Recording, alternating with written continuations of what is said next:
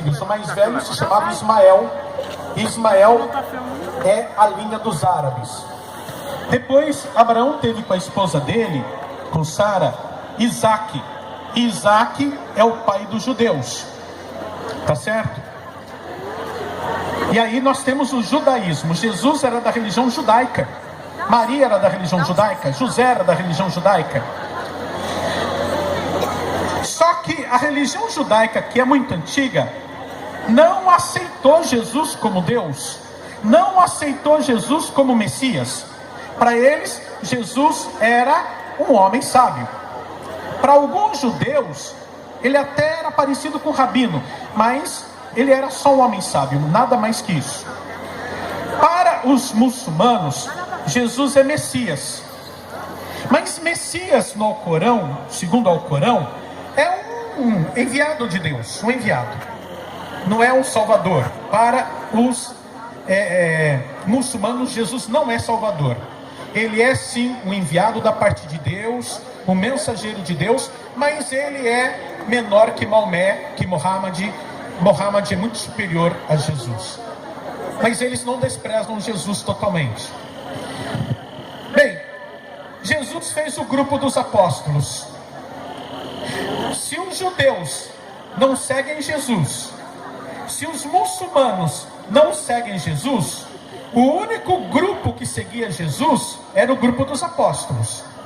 Até aí, você está seguindo o raciocínio? Ok. A primeira igreja evangélica, presta atenção no que eu vou falar. A primeira igreja evangélica apareceu no ano 1520, com Lutero. Lutero foi o primeiro que fez a igreja evangélica. 1520. Quando que o Brasil foi roubado dos índios? 1500. Então o Brasil já tinha sido roubado da mão dos índios e ainda não tinha evangélico no mundo. A primeira igreja apareceu com Lutero, que era padre, mas só em 1520. Agora, presta atenção. Se os judeus não seguem Jesus, se os muçulmanos não seguem Jesus, e se não existir evangélico, qual é o povo de Deus que Jesus deixou na terra? Católico. Só nós, porque não tinha outro.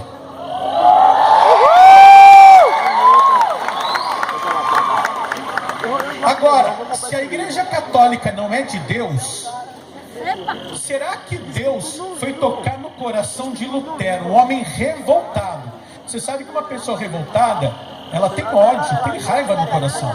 Deus usou um homem revoltado, com raiva, para criar a verdadeira igreja 1520 anos depois da morte e ressurreição de Jesus? Então todo mundo que nasceu desde que Jesus ressuscitou, todo mundo que nasceu até 1520 foi tudo para o inferno? E só a igreja de Lutero, a verdadeira, que vai ser a porta para entrar no céu? Meus irmãos, a igreja católica, ela não ia perder 1520 anos ensinando mentiras para nós. Se fosse errado adorar a imagem, e é errado, a igreja católica não estaria ensinando. Ela não ensina a adorar a imagem. Se ela ensinasse a adorar a imagem, se ela ensinasse a idolatrar as imagens, estaria errado. Não é isso que a igreja ensina. As imagens, elas existem para nós como lembrança. Hoje, vocês têm um celular na mão. Você vai ter um filho.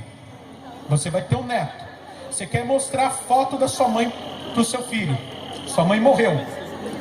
É fácil, você vai pegar a foto e vai mostrar. Na época de Jesus, como é que fazia para o filho, para o neto, ver o pai, o avô, a mãe? Tinha duas formas na época de Jesus. Se a sua mãe já tivesse morrido, ou você fazia um desenho dela, e não tinha papel nem caneta, você tinha que pegar tipo tijolo, argila, fazer um desenho, talvez numa casca de árvore, numa casca de bananeira, sei lá, para mostrar para o seu filho, ou então você fazia uma imagem. Por isso que na época de Jesus era muito comum fazer imagens.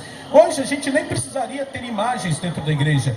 Por quê? Porque para a gente lembrar das pessoas, nós temos as fotografias. Vocês viram que até álbum de fotografia caiu da moda.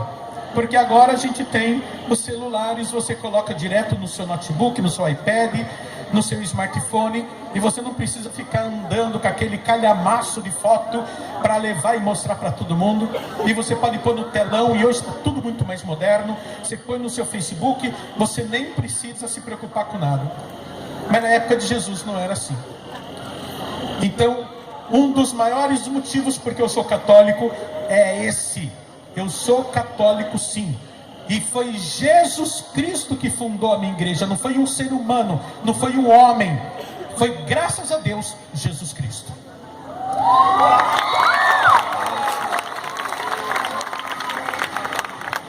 Segundo motivo porque eu sou católico, porque Vai demorar. Jesus morreu na cruz e derramou todo o sangue dele para a nossa salvação.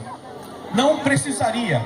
Só uma gota do sangue de Jesus já seria suficiente para salvar todos nós.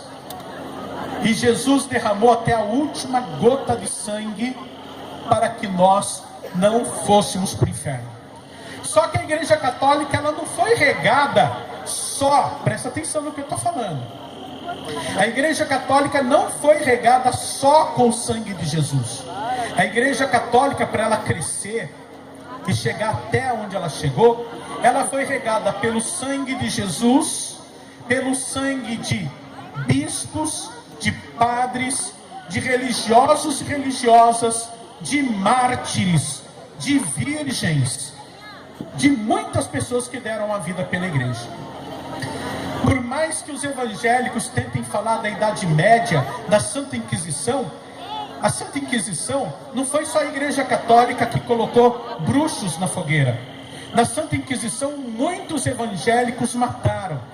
Eles fugiram da Europa e vieram para o Brasil, vieram para as Américas, vieram para a América Latina. E quando eles chegavam aqui e encontravam pessoas aqui que eram católicas, que não aceitavam a fé deles, eles também iam matando, eles também iam pondo na fogueira, eles também iam eliminando.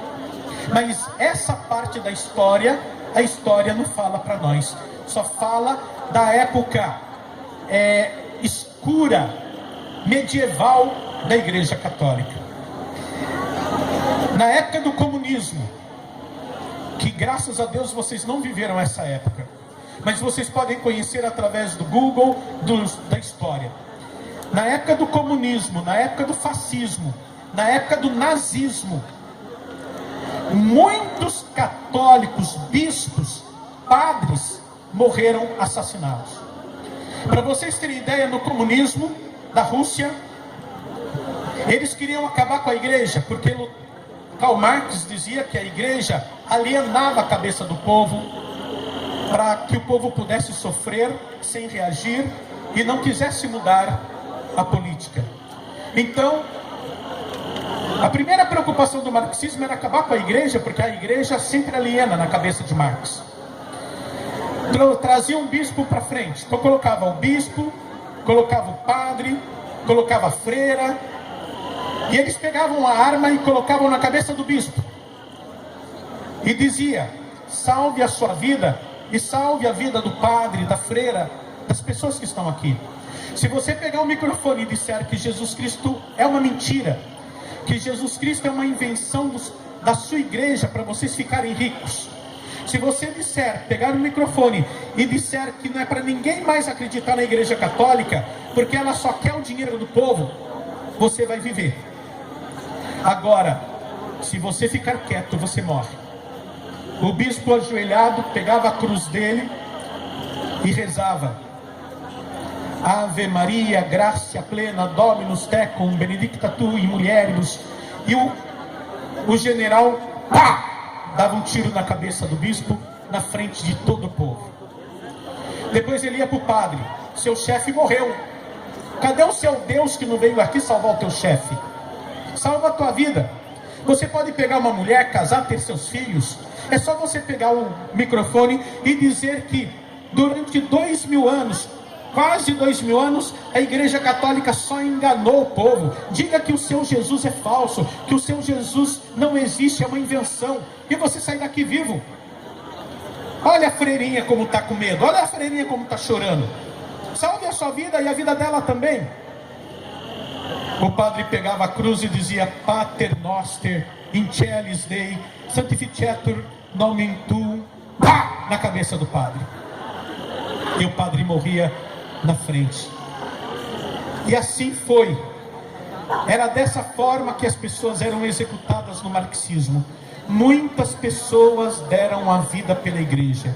Quando eu deixo a igreja católica e vou para uma igreja evangélica, todo o sacrifício que Jesus fez pela igreja que ele deixou, todo o sacrifício que essas pessoas fizeram, morrendo e dando a vida pela igreja católica, foi em vão.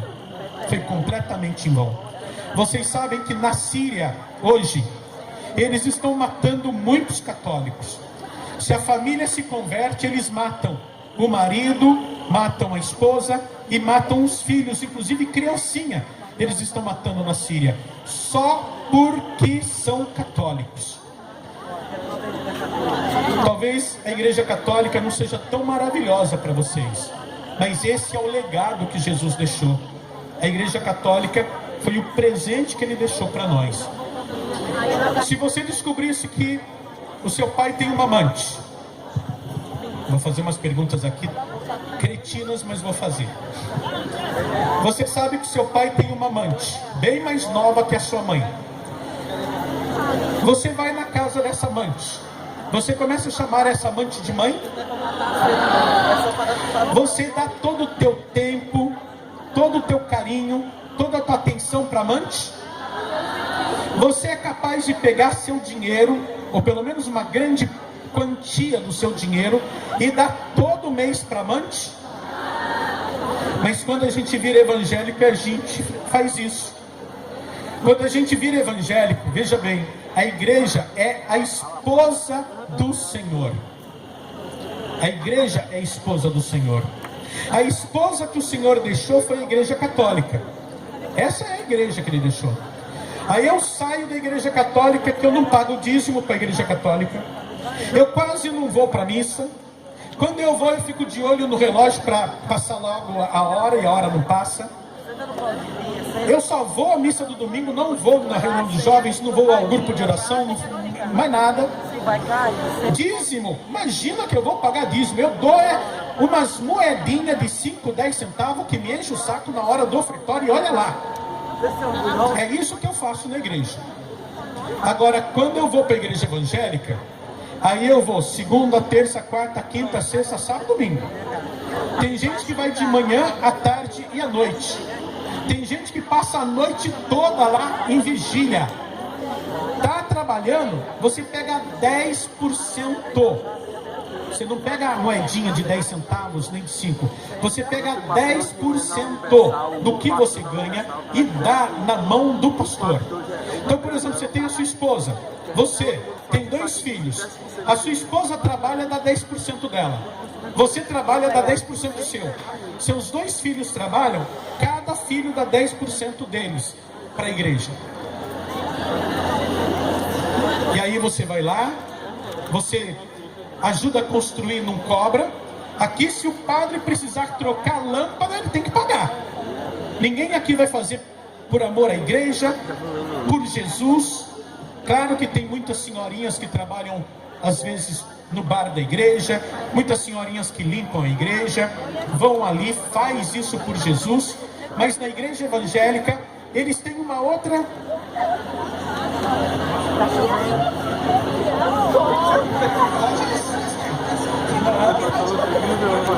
Não, pode mudar esse relógio, hein? Tem lá.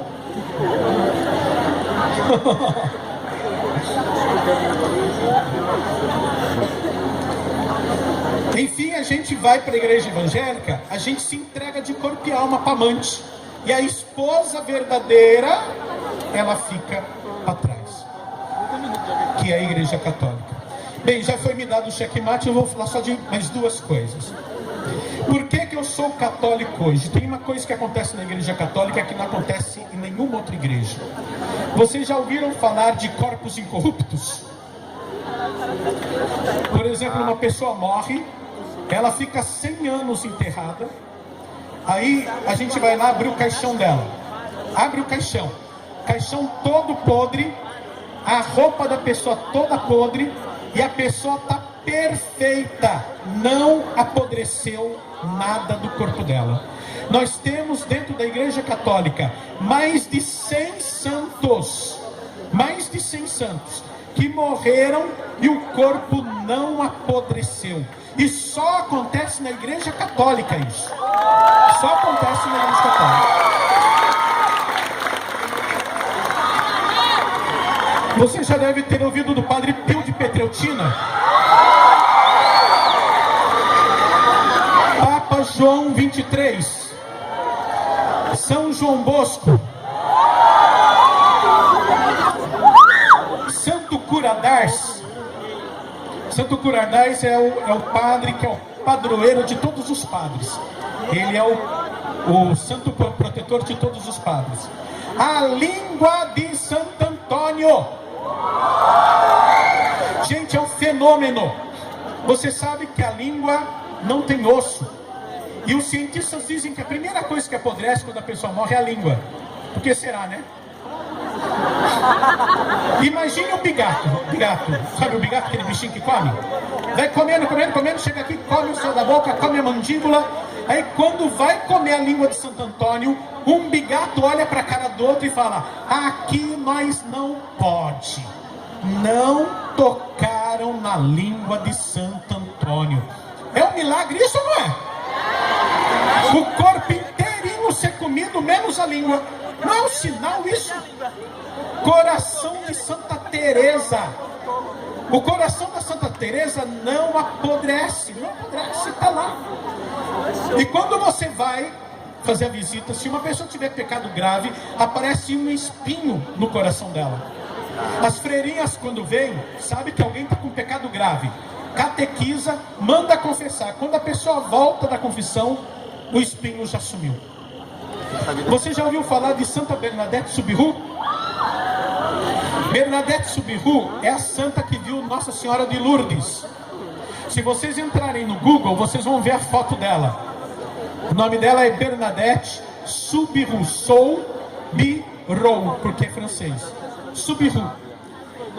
Ela tem o corpo completamente flácido, já faz praticamente mais de 80 anos que ela está morta. O corpo dela está completamente flácido, a unha cresce, cabelo cresce, ela sua e ela está completamente perfeita. Se você olhar no Google, colocar Bernadette Soubirous fotos, você vai ver várias fotos que ela está dentro de um caixão de vidro, maravilhosa, como se estivesse dormindo, perfeita. Se vocês estudarem história, gente, já vou terminar. Se vocês estudarem história, vocês vão ver que no Egito eles tentaram usar técnicas de mumificação para preservar os faraós, porque eles acreditavam que os faraós iam ressuscitar um dia. Eles eram deuses. E a múmia, ela tem a pele completamente preta e grudada no osso. É um tesouro arqueológico para nós, mas é horroroso de ver. O Egito, que tinha uma tecnologia tão grande, uma ciência tão vasta para manutenção do corpo, não conseguiu manter um corpo perfeito. Você olha para a Bernadette Soubirous, para São João Bosco, para São Pellegrino Lasiosi, que é o santo das pessoas que têm câncer, e eles estão perfeitos, não estão feios, não estão com a pele escura, a pele não está grudada no osso, é como se estivesse dormindo normalmente. Outra coisa que eu quero dizer para vocês: vocês estudaram que os Estados Unidos destruíram Hiroshima e Nagasaki, Sabem disso, não sabem? A bomba atômica explodiu Hiroshima e Nagasaki. Vocês sabiam que quando a bomba atômica explodiu, 8 padres não morreram? Mais de 200 cientistas fizeram testes com os padres. Cientistas dos Estados Unidos queriam descobrir o que esses padres tinham, que eles não morreram. Vocês sabem que os Estados Unidos fazem teste com barata. Barata é o único animalzinho que, se a bomba atômica explodir, não morre. E nos Estados Unidos eles querem descobrir qual é a proteção que a barata tem. Se eles descobrirem, eles pensam que vão colocar a proteção no ser humano, e aí a bomba pode explodir e nenhum ser humano morre, e eles se tornam donos do mundo, já se sentem donos do mundo. Quando esses 8 padres não morreram, eles ficaram loucos e fizeram testes da ponta do dedão até a ponta do cabelo para saber por que esses padres não morreram quando a bomba explodiu. O padre Fisher, um deles, estava no encontro eucarístico de Califórnia, o Papa estava lá, e o padre Fisher contou a história que eu estou contando para vocês. Ele disse o seguinte: a bomba atômica explodiu. Num raio de 1,5 km, tudo ficou completamente destruído. Você sabe o que é raio? Por exemplo, eu estou aqui, vamos supor que eu esteja no meio de uma bola, de uma circunferência. Estou no meio. Daqui até na beirada da circunferência é raio, então é só metade. Imagina aqui na minha frente, 1,5 km, 1,5 km, 1,5 km e para cima, 1,5 km, tudo ficou completamente arrasado, mas a Igreja Católica ficou de pé. E o padre Fisher disse: os cientistas queriam descobrir o nosso segredo e não descobriram, mas eu vou contar para vocês. Quando a bomba atômica explodiu, nem eu e nem meus amigos padres morremos, porque na hora que a bomba atômica explodiu, nós estávamos juntos rezando o Santo Rosário.